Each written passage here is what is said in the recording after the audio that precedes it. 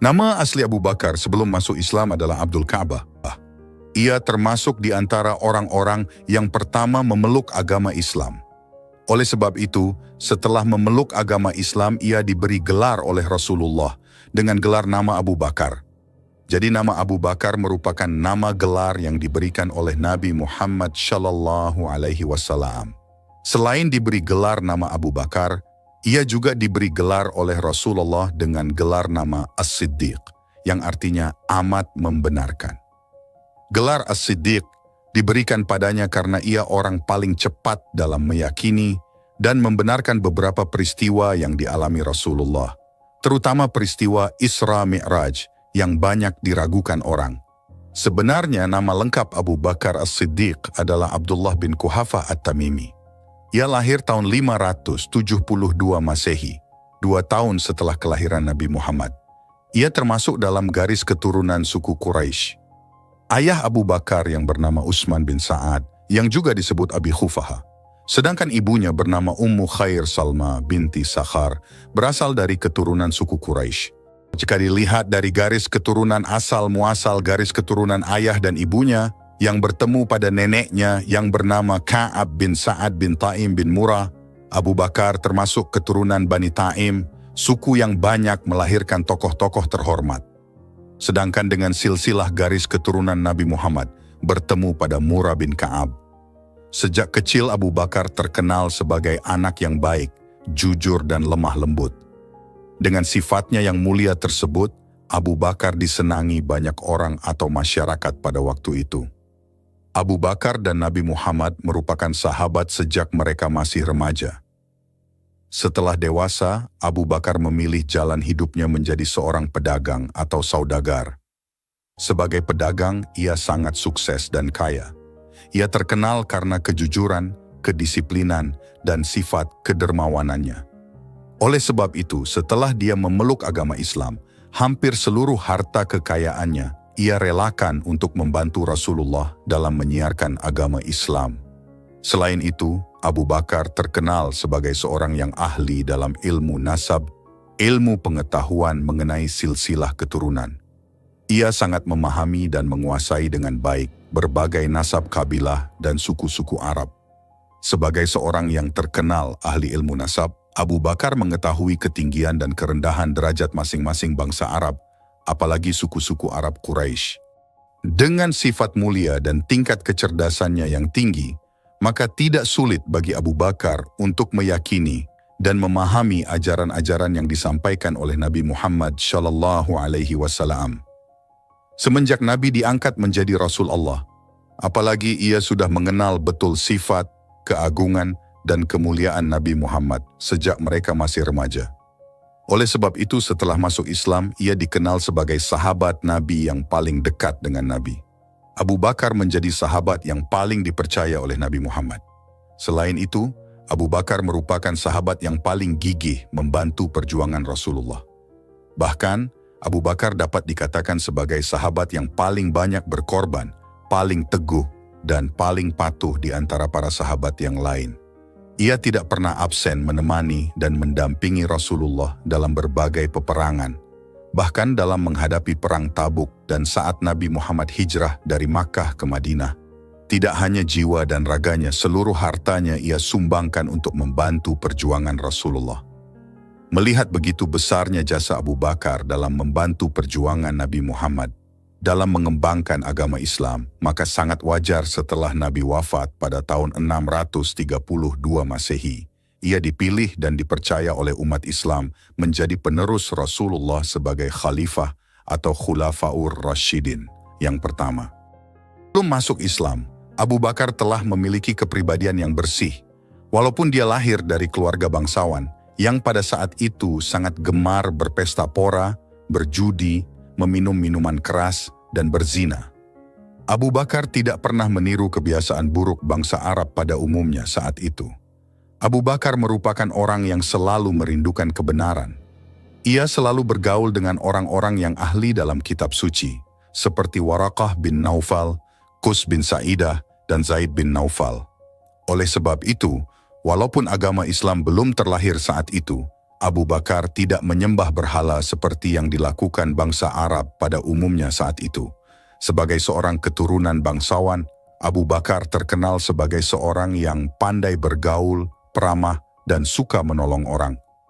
Rumah Abu Bakar senantiasa dikunjungi orang, tidak hanya karena dia seorang pedagang dan keahliannya dalam ilmu nasab, tetapi karena keramahan dan sopan santunnya serta sifatnya yang suka menolong orang.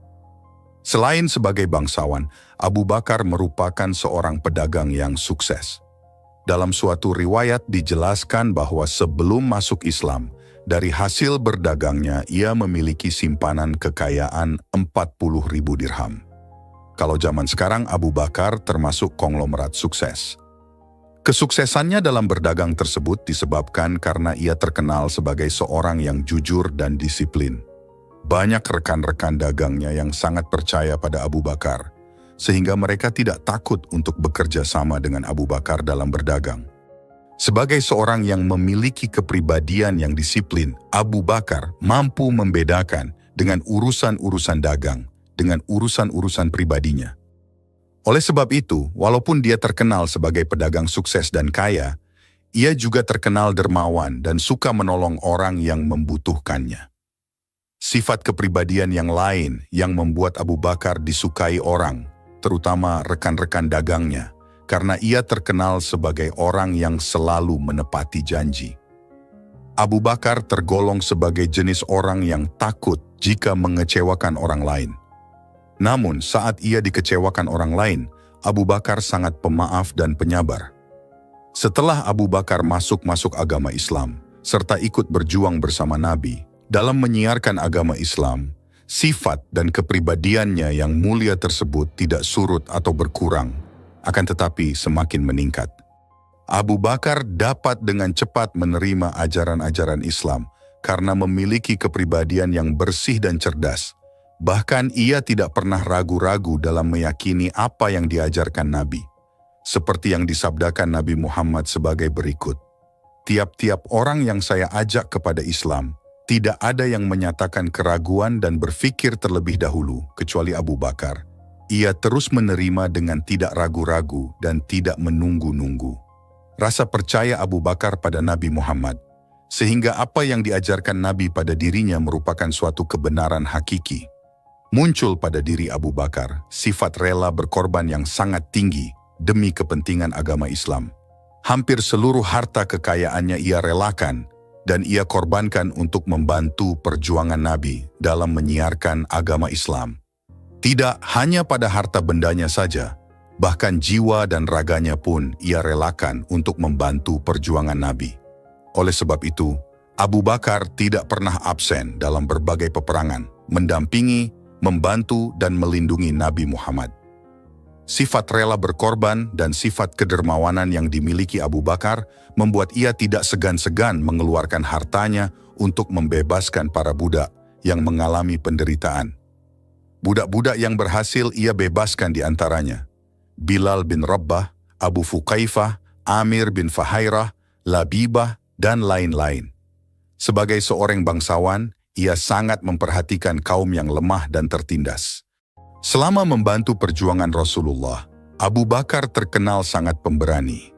Sifatnya tidak hanya menggetarkan dan menciutkan hati kaum kafir, tetapi juga sangat dikagumi oleh sahabat-sahabat Nabi yang lain. Bahkan sahabat Ali bin Abi Thalib berkata, "Orang yang paling berani di antara kita adalah Abu Bakar. Ketika di hari Badar, setelah kami mendirikan sebuah gubuk untuk Nabi, kami tanyakan siapa yang akan menjaga Nabi dalam gubuk ini. Di saat itu, tidak ada yang mau menjawab selain Abu Bakar. Setiap musuh yang berusaha mendekati tempat Nabi, Abu Bakar yang menghantam orang itu dengan pedangnya. Selain itu banyak sekali pertolongan yang diberikan Abu Bakar kepada para sahabat Nabi dan hamba sahaya yang teraniaya kafir Quraisy. Abu Bakar orang yang selalu merakyat dan sederhana. Sebelum beliau diangkat menjadi khalifah setelah Nabi wafat, Abu Bakar sudah terbiasa memerah susu kambing milik orang kampung. Suatu ketika Abu Bakar mengetuk rumah seorang penduduk yang sering ia datangi untuk memerah susu kambingnya. Anak pemilik rumah itu berteriak, "Ibu, ini tukang perah susu kambing datang." Ibunya keluar untuk mengetahui yang datang ke rumahnya. Begitu mengetahui yang datang itu adalah Khalifah Abu Bakar, ibu itu marah pada anaknya dan menjelaskan bahwa yang datang adalah khalifah mereka. "Tak apa, aku suka dengan sebutan tukang perah susu itu," kata Khalifah Abu Bakar pada ibu itu sambil tersenyum. Sebagai seorang pemimpin, Abu Bakar selalu teguh pendirian dan bermental baja. Walaupun Abu Bakar hanya 2 tahun menjabat sebagai khalifah, ia mampu menyelesaikan dan meredam berbagai yang terjadi sepeninggal Rasulullah. Bahkan Khalifah Abu Bakar Siddiq mampu memperluas wilayah kekuasaan Islam keluar Jazirah Arab, yakni Irak dan Suriah. Selama menjabat sebagai khalifah, Abu Bakar selalu meneladani perilaku Nabi Muhammad SAW. Prinsip musyawarah dalam mengambil suatu keputusan seperti yang dijalankan Nabi Muhammad SAW selalu dipraktekkannya. Sebagai khalifah, ia sangat memperhatikan rakyatnya dan tidak segan-segan turun, langsung membantu rakyatnya yang mendapat kesulitan. Untuk meningkatkan kesejahteraan umum, ia membentuk lembaga Bait al-Mal atau semacam lembaga keuangan negara. Abu Bakar merupakan orang yang tidak mementingkan dirinya sendiri. Dalam mengakhiri jabatannya sebagai khalifah, Abu Bakar menetapkan calon pengganti dirinya untuk dimusyawarahkan dan dipilih bukan dari anak-anaknya atau para kerabatnya, melainkan orang yang dianggap mampu untuk mengemban amanat sebagai khalifah, mampu meneruskan perjuangan Nabi Muhammad SAW dalam menegakkan agama Islam sebagai agama yang menjadi rahmat bagi seluruh manusia dan alam serta isinya. Oleh sebab itu, setelah Nabi Muhammad wafat, terjadi ketegangan dan timbul perselisihan antara kaum Ansyar dan kaum Muhajirin mengenai siapa yang pantas menggantikan kepemimpinan Nabi. Kaum Ansyar menganggap bahwa golongan mereka lah yang lebih berhak untuk menjadi pemimpin umat Islam. Kaum Ansyar merasa bahwa jasa mereka dalam membantu perjuangan Nabi sangat besar, terutama saat membantu Nabi Muhammad hijrah ke Madinah. Untuk membahas permasalahan tersebut, kaum Ansyar mengadakan musyawarah di Balai Bani Saidah. Hasil musyawarah itu, mereka menetapkan dan memilih Sa'ad bin Ubadah sebagai pemimpin kaum muslimin pengganti Nabi Muhammad. Sedangkan kaum Muhajirin yang berasal dari suku Quraisy sangat terkejut mendengar berita kaum Ansyar telah bermusyawarah dan telah menentukan Sa'ad bin Ubadah sebagai pemimpin kaum muslimin pengganti Nabi. Saat itu mereka sedang mengurus proses pemakaman Nabi Muhammad. Mendengar berita kaum Ansyar telah mengadakan musyawarah sendiri, beberapa pemuka kaum Muhajirin menjadi marah. Mereka menganggap kaum Muhajirinlah yang justru lebih pantas sebagai pemimpin umat Islam. Untuk mencegah perselisihan semakin meruncing, Abu Bakar Siddiq, Umar bin Khattab, dan Abu Ubaidah mewakili kaum Muhajirin segera menemui kaum Ansyar.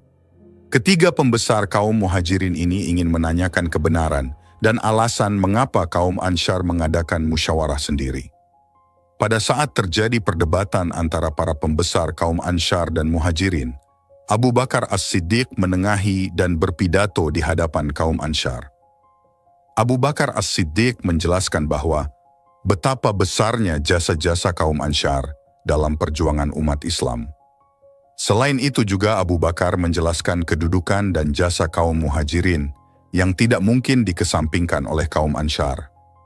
Setelah suasana ketegangan sedikit mereda, Abu Bakar berkata, "Marilah kita semua bermusyawarah dan kita pilih bersama siapa yang pantas menjadi pemimpin kita semua. Saya ingatkan, pilihlah mereka yang tidak meminta kekuasaan, seperti yang Rasulullah telah menyatakan kepada pamannya Abbas saat ia meminta untuk menjadi gubernur." Rasulullah menjawab, "Sesungguhnya kamu tidak memberikan kekuasaan ini kepada orang yang memintanya." Saat itu Abu Bakar melanjutkan perkataannya, "Sesungguhnya orang yang pantas menjadi khalifah hanya satu di antara 2 orang, yaitu Umar bin Khattab dan Ubaidah bin Jarrah." Mendengar usulan Abu Bakar tersebut, Abu Ubaidah bin Jarrah spontan kaget dan bergetar hatinya seperti tersambar petir di siang bolong. Begitu juga Umar bin Khattab Mereka malu berhadapan dengan orang besar seperti Abu Bakar. Berteriaklah Umar bin Khattab, "Demi Allah, lebih baik aku maju dan dipukul leherku tanpa dosa, daripada aku diminta memimpin kaum sementara masih ada Abu Bakar di dalamnya." Sementara itu Abu Ubaidah bin Jarrah maju ke depan Abu Bakar sambil berkata, "Mana mungkin saya dikatakan pantas? Demi Allah, kami yakin hanya engkaulah hai Abu Bakar yang pantas memimpin umat Islam pengganti Rasulullah. Engkaulah orang yang kami anggap paling mulia di kalangan muhajirin dan Saniu Itsnain. Engkaulah yang menemani Rasulullah saat hijrah dan engkaulah yang pernah menggantikan Rasulullah dalam imam salat ketika Rasulullah sakit. Padahal salat merupakan hal utama sebagai tiang atau landasan tegaknya agama. Lantas siapa yang mampu membelakangimu? Dan siapa yang paling layak darimu? Silahkan ulurkan tanganmu dan kami akan mengangkat bait terhadapmu." Pada saat itu Umar bin Khattab berdiri di depan Abu Bakar sambil berkata, "Wahai Amirul Mukminin, engkaulah yang paling pantas dan berhak menjadi khalifah. Kami akan memilih dan mendukungmu sebagai khalifah, karena engkaulah orang yang paling dekat dan paling dikasihi oleh Rasulullah." Kemudian Abu Ubaidah dan Bashir bin Sa'ad menjabat tangan Abu Bakar dan mengucapkan baiat, diikuti Umar bin Khattab serta tokoh-tokoh kaum Ansyar yang lainnya menyatakan persetujuannya atas pengangkatan Abu Bakar sebagai khalifah. Seluruh yang hadir dalam pertemuan tersebut kemudian ikut membayat Abu Bakar. Kemudian mereka membawa beramai-ramai Abu Bakar menuju Masjid Nabawi. Di Masjid Nabawi sekali lagi Abu Bakar dibayat di depan khalayak umum. Dengan demikian Abu Bakar dinyatakan sah sebagai khalifah pengganti Rasulullah. Menjelang syalat Isya, setelah selesai proses pemakaman Nabi Muhammad Shallallahu Alaihi Wasallam, Abu Bakar kemudian naik ke mimbar dan mengucapkan pidato yang pertama dalam kedudukannya sebagai khalifah. Pidato pertama dan singkat Abu Bakar sebagai khalifah tersebut menunjukkan bahwa Abu Bakar merupakan seorang pemimpin yang jujur, rendah hati, demokratis, serta memiliki sikap tegas dalam menegakkan kebenaran.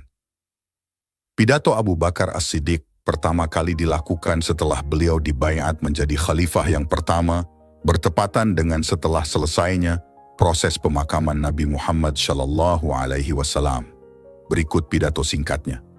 "Wahai kaum muslimin, sekarang aku telah kalian pilih sebagai khalifah dan aku bukanlah orang yang terbaik di antara kalian semua. Bantulah aku jika aku berada pada jalan yang salah. Kebenaran adalah suatu amanat dan kebohongan adalah merupakan pengkhianatan.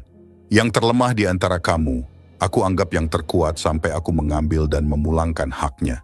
Yang terkuat di antara kamu, aku anggap yang terlemah sampai aku mengambil hak si lemah dari tangannya. Janganlah kalian menghentikan jihad, karena yang meninggalkan jihad akan ditimpa kehinaan oleh Allah.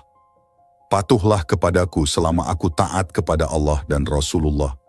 Jika aku melanggar perintah Allah dan Rasulullah, janganlah kalian patuh padaku. Kini mari kita menunaikan salat. Semoga Allah melimpahkan rahmatnya pada kalian. Amin." Kisah Abu Bakar As-Siddiq adalah kisah tentang iman yang teguh, persahabatan yang setia, dan kepemimpinan yang bijaksana. Semoga kisah inspiratif beliau dapat menjadi teladan bagi kita semua. Bagaimana pendapat kalian tentang kisah Abu Bakar As-Siddiq? Apakah ada pemimpin seperti beliau di zaman sekarang?